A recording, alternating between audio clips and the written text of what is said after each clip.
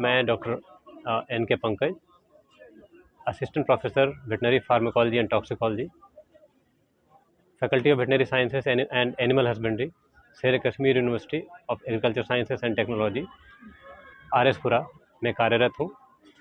और मैं आज आपको बताऊंगा कि जानवरों में साइनाइड की टॉक्सिसिटी जो होती है वो क्यों होती है, कैसे होती है और उसके क्या निदान या उपचार हैं।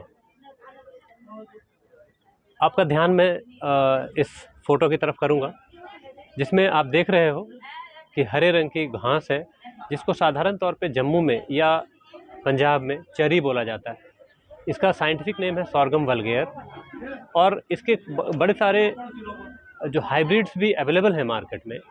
हालांकि ये कहा जाता है कि हाइब्रिड जो अवेलेबल हैं उनमें साइनाइड की टॉक्सिसिटी कम है, लेकिन साधारण तौर पे जो भी कोई सॉर्गम या चरी का जो पौधा है वो फ्लावरिंग से पहले, मतलब उसमें फूल आने से पहले काफ़ी जहरीला होता है, उसमें साइनाइड की बहुत ज़्यादा अधिकता होती है। और अगर वैसे में 7-8 पौधे 10 पौधे अगर जानवर ने खा लिए तो इस बात की प्रबल संभावना होती है कि उसको साइनाइड की ज़बरदस्त टॉक्सिसिटी होगी, ज़बरदस्त लेवल पे उसको जहर चढ़ेगा। और आप जिस जानवर को आधे घंटे पहले बिल्कुल स्वस्थ देख के गए थे, आधे घंटे के बाद ही आएंगे तो वो जानवर आपको मरा हुआ मिलेगा आपको। तो इसलिए इसमें ये सावधानी रखनी ज़रूरी है कि इस तरह का, खास करके ये सॉर्गम, ऐसे तो बड़े सारे और भी हैं जैसे प्रूनस स्पीसीज़ के, जिसमें आड़ू है या सेब है या चेरी है, इस तरह के भी बड़े सारे पौधे हैं जिनमें टॉक्सिन के तौर पे साइनोजेनिक ग्लाइकोसाइड मिलते हैं। लेकिन चारा के तौर पे ये पौधा जो है सॉर्गम वल्गेयर, ये सबसे आम तौर पे इसकी परेशानी होती है। इसमें सबसे ज़्यादा टॉक्सिन जो है हाइड्रोसाइनिक एसिड जो होता है वो होता है ग्लाइकोसाइड के तौर पे, साइनोजेनिक ग्लाइकोसाइड के तौर पे।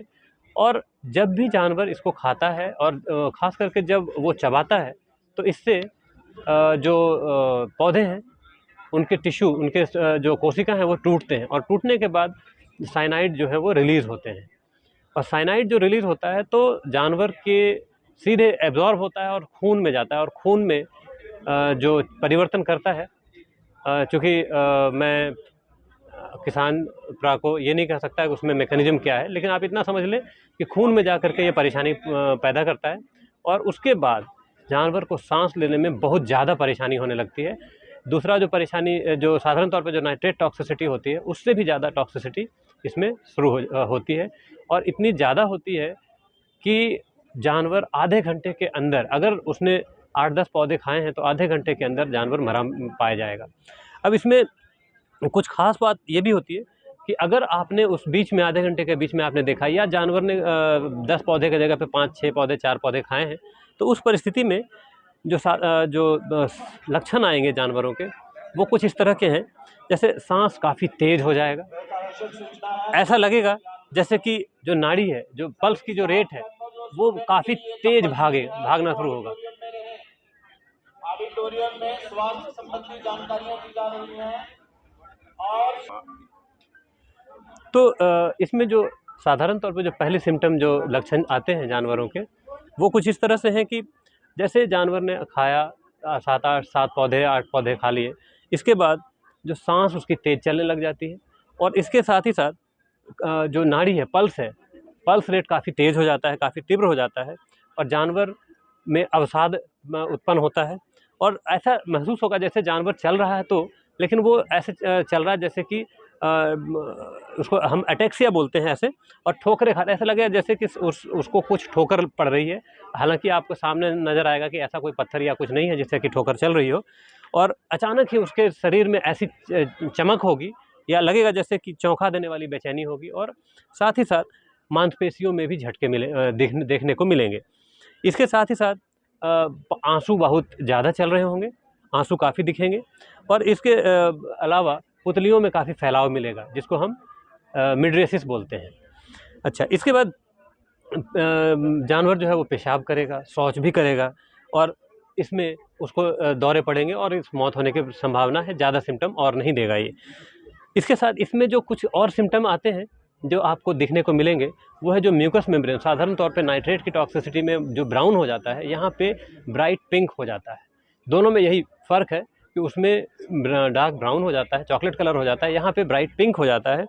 और अंत में अगर जानवर मर चुका है, 8-10 घंटे निकल चुके हैं, तो वो फिर सारा शरीर नीला पड़ने लग जाएगा। और इसमें एक ख़ास बात होती है जो आपने जम्मू के अंदर ख़ास करके लोग कड़वे बादाम का टेस्ट या स्मेल मालूम होगा शायद। तो इसमें जो जानवर मर जाते हैं या जो मरने को पे हैं या जिसने इस तरह के जो है सॉर्गम को या चरी को खाया है, उस परिस्थिति में उसके सांस की जो गंध होगी, स्मेल होगा, जो खुशबू को जो स्मेल होगा, वो कड़वे बादाम की तरह का होगा।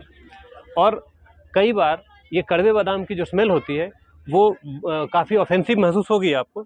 और अगर जानवर मर गया है तो उसके पोस्टमार्टम के दौरान जब रुमेन खोला जाता है, उसके पेट खोली जाती है, तो उसमें भी कड़वे बादाम की तरह का स्मेल मिलता है।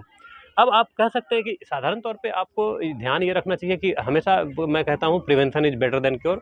और बेहतर है कि आप इस सॉर्गम को या चरी को जानवर को जब भी खिलाएं, अगर मजबूरन खिलाना ही पड़े, तो 2 भाग भूसा या पराली के साथ आप इसको मिक्स करें। और जहाँ तक हो सके जो फ्लावरिंग से पहले, जो फूल देने के पहले से जो ये आपका चरी है, वो तो किसी कीमत पे ना खिलाएं, चाहे जानवर कितना भी भूखा, 7 दिन का भूखा भी क्यों ना हो। और अगर खिलाना ही है तो उसमें बहुत ज़्यादा पराली और इसके साथ मिक्स करें। अब उसमें क्या होता है कि हरा चारा देखने की वजह से जानवर जो है हरे चारे के ऊपर सेलेक्टिवली जाते हैं। इसकी वजह से आपको परेशानी हो सकती है जानवर के नुकसान के तौर पे। इसलिए हमेशा ये कोशिश करनी चाहिए कि अगर उस तरह का चारा है या जहाँ पे बारिश नहीं हुई हो और बारिश की वजह से कुछ परेशानी है और बारिश कभी हुई और बहुत तेज़ धूप हुई, तो उस में बुला रहे हैं बस।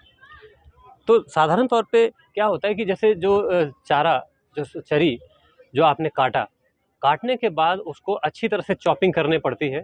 और चॉपिंग करके आप ओवरनाइट बाहर धूप में या रात में अगर देना चाहें तो खुले में रख दें, या उस कमरे, अगर कमरे में डाला तो कमरे में कोई जाना नहीं चाहिए, नहीं तो उसको भी जहर पड़ सकता है।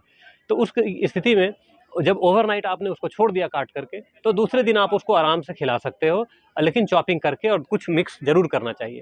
तो दूसरी तरीका है कि इसको साइलेज भी डेवलप किया जा सकता है, साइलेज बना सकते हैं। लेकिन हरा चारा सीधा सीधा आप काट करके जो वैसे चरी जिसका कि फूल नहीं आया हो, किसी भी हालत में नहीं खिलाएंगे। ये बहुत ही खतरनाक है, आपका जानवर आपके हाथ से जा सकता है। ओके, अच्छा, अब इसके बाद है कि अब अगर ट्रीटमेंट करें तो ट्रीटमेंट तो कोई किसान पर अपने से कर नहीं सकते, क्योंकि इसमें आपको नसों के अंदर जो है दवाई डालनी पड़ती है। और दवाई जो साधारण तौर पे चलती है वो है सोडियम नाइट्राइट। अब सोडियम नाइट्राइट जो है 20% बनाना पड़ता है, और वो 20 मिलीग्राम से 22 मिलीग्राम पर केजी बॉडी वेट पे चलता है। और नसों के द्वारा धीरे धीरे उसको चढ़ाना चाहिए सिरा में, अंतःशिरा। दूसरा जो इसके बाद जो जस्ट इस जो सोडियम नाइट्राइट के बाद 20 मिनट के बाद करीब करीब सोडियम थायोसल्फेट देना चाहिए। और सोडियम थायोसल्फेट जब आप देते हैं तो वो भी 20% का रेट से आप बनाएंगे, 20% का रेट का कंसंट्रेशन बनाएंगे।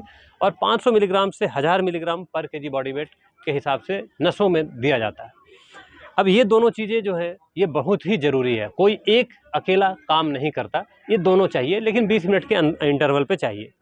अच्छा, अब इसमें दूसरी बात ये है कि पहले राउंड में, पहले 2-3 राउंड में अगर आपको लग रहा है कि हाँ सिम्टम में जो लक्षण है उसमें कुछ निदान हो रहा है, तो आप थोड़ी सी इसकी फ्रिक्वेंसी कम करेंगे। और सोडियम थायोसल्फेट 25 से 30 ग्राम जो है जुगाली करने वाले प्रत्येक पशु को आप दे सकते हो।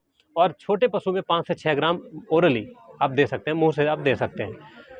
तो ये बड़ा इम्पॉर्टेंट है और बहुत ही ज़रूरी है कि आप जो गरीब किसान हैं जिनको जानकारी नहीं है, वो इस चीज़ को जहाँ तक हो सके प्रिवेंशन करें, रोकथाम के उपाय कर लें। अच्छा, अब इसके बाद दूसरी जो बात है, जो हमने गाँव में देखा है कि जो फसल होती है साधारण तौर पे, जिसको किसान नहीं चाहता कि कोई जानवर उसको नुकसान पहुँचाए, तो उसके मेढ़ के ऊपर, उसके किनारे पे 4-5 लाइनें इस चरी की या ज्वार की, जो बिहार और यूपी में इसको ज्वार भी बोलते हैं, तो इसकी 3-4 लाइनें जो है वो लगा देते हैं। अब जो भी जानवर बाहर से आता है खेत में, खेत की चुगाई के लिए, वो सबसे पहले उसी चरी को ही खाता है। और जैसे चरी को खाता है, 7-8 पौधे खाए, तो आधे घंटे के अंदर वो वहीं पे मरा पाया जा सकता है, आप मिल सकता है। जैसे मैंने मैं आपको फ़ोटो भी दे दूँगा इसके साथ। तो वहाँ पर जैसे मेड़ पे अगर 10 जानवर हैं तो इस बात की प्रबल संभावना है कि 10 के 10 ही उसी जगह पे मरे पाए जाएंगे और उसके मुंह से झाग आएगी और इस तरह से आपके हाथ से वो जानवर निकल जाएगा। इसलिए बेहतर यह है कि अपने जानवर को थोड़ा संभालना भी ज़रूरी है और साथ में कोशिश करनी चाहिए कि अगर ये दें ओवरनाइट, इसको चॉपिंग के बाद छोड़ देने के बाद दें, ताकि इससे जो साइनाइड का काफ़ी हद तक अंश निकल जाता है जो कि जानवर के लिए नुकसानकारी होता है। तो ये इस तरह से जो है हम अपने जानवर को, जो हमारे किसान भाई बहन अपने जानवर को थोड़ा सा बचाव कर सकते हैं और अगर ऐसा हो तो उन्हें सिम्टम समझ में, लक्षण समझ में आए ताकि वो डॉक्टर के पास अप्रोच कर सकें, डॉक्टर तक पहुंच सकें। धन्यवाद।